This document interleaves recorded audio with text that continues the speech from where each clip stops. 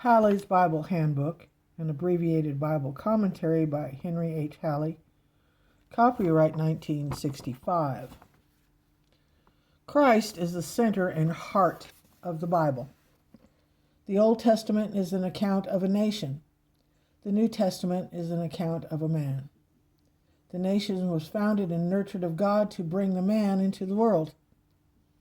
God himself became a man to give mankind a concrete, definite, tangible idea of what kind of person to think of when we think of God. God is like Jesus. Jesus was God incarnate in human form. His appearance on the earth is the central event of all history.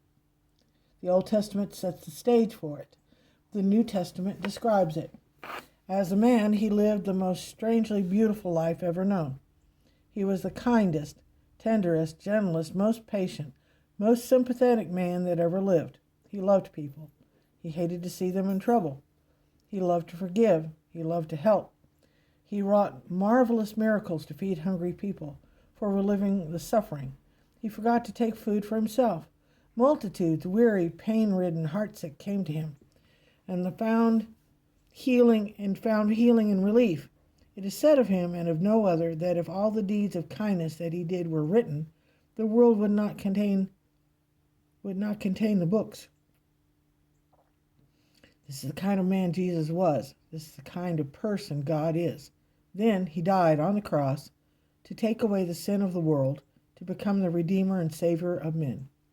Then he rose from the dead, is alive now, not merely a historical character, but a living person, the most important fact of history and the most vital force in the world today.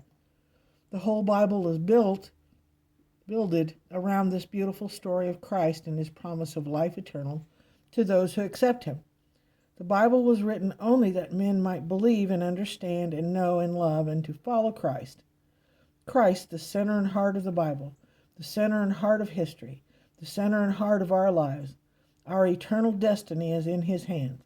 Our acceptance or rejection of him determines for each of us eternal glory or eternal ruin, heaven or hell, one or the other.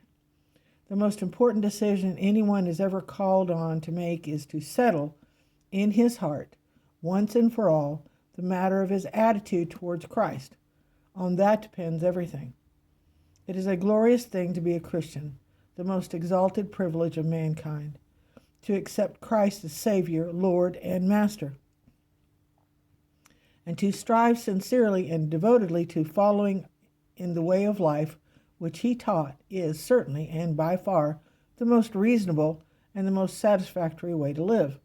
It means peace, peace of mind, contentment of heart, forgiveness, happiness, hope, life here and now, life abundant, life that shall never end. How can anyone be so blind or so dumb as to go through life and face death without the Christian hope? Apart from Christ, what is there? What can there be, either for this world or the next, to make life worthwhile? We all have to die. Why try to laugh it off?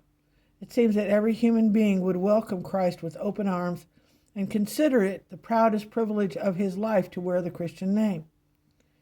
In the last analysis, the dearer, sweetest thing in life is the consciousness, the inner depths of our motives, that we live for Christ, and through our efforts, be ever so feeble, we toil at our daily tasks, in hope of, in the final roundup, having done something to lay in humble gratitude